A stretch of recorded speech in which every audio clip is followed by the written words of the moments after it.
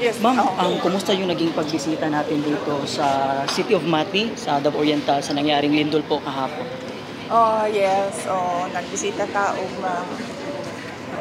Oo, yes. Nagbisita tayo ng mga kaibigan at kakilala natin dito sa Mati City at binisita natin yung mga namatay dahil sa lindol. Yung dalawa, dinala na sa kanilang municipality. Tapos yung isang na nandito ay tiga Davao City. So tinulungan natin sila para maayos yung pagbiyahe nung kanilang mahal sa buhay. Galing dito sa Mati City, papunta ng Davao City para sa kanyang lindol. Ma'am, ano yung panawagan natin sa publiko, ma'am, na laging maging handa sa lindol at anumang sakuna? Oh yes, oo. Napakahalaga. Na-experience ko yung aftershocks doon sa Cebu, sa Bogo, sa Medellin. At na-experience ko din yung lindol kahapon sa Davao City. Napakahalaga talaga ng presence of mind na huwag kang mataranta. Mahalaga na maalala mo yung duck, cover and hold. At kung pwede nang tumayo para lumabas, kung safe na tumayo, lumabas, ay lumabas kayo sa open area, open space. So mahalaga talaga yon na hindi mo makalimutan kung ano yung mga dapat mong gawin pag nandyan na yung lindol.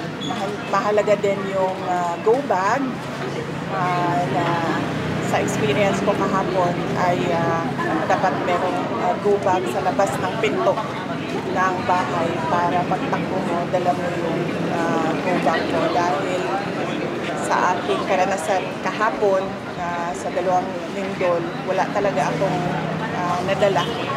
Kahit cellphone ko, hindi ko na siya nadala nung paglabas namin, takbo namin palabas ng bahay. Tapos nangailangan ako ng towel doon sa labas.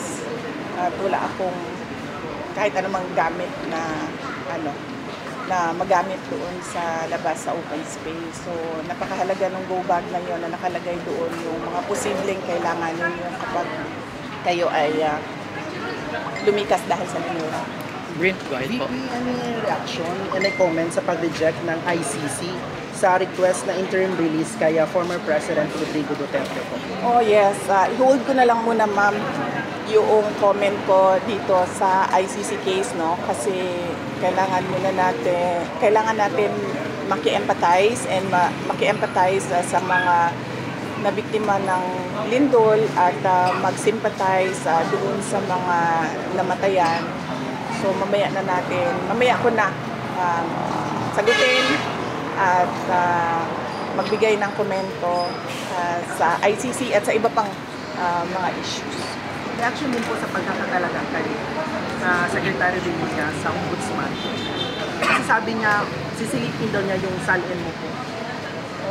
Huwag na niya silipin.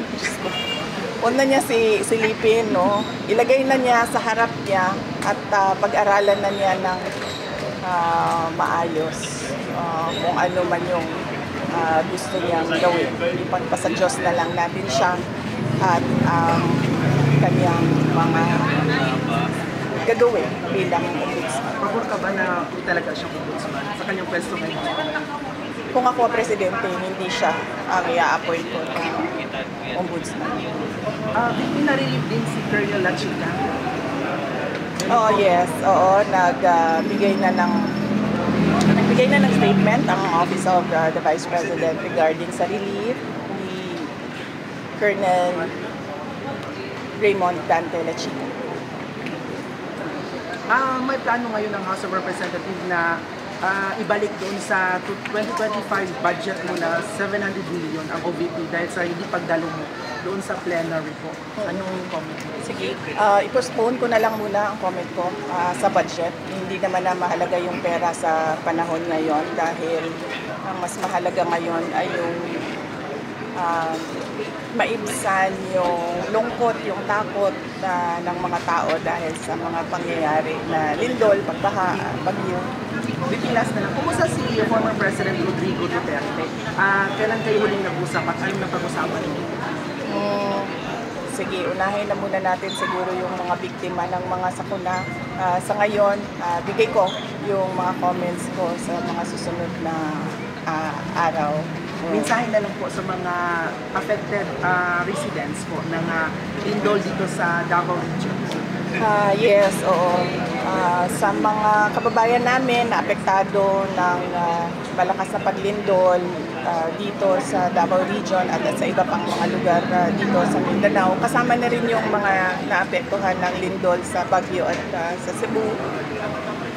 Napakahalaga talaga, ulitin ko, na yung presence of mind kapag nandyan na nangyayari na yung lindol, huwag natin kalimutan yung mga itinuro sa atin ng ating mga disaster councils at napakahalaga ng ating go bag na nandyan sa labas ng pinto or nasa labas ng bahay para paglikas natin ay mahila, bira nato siya dahil madala nato. Okay, thank you. Thank you, ma'am.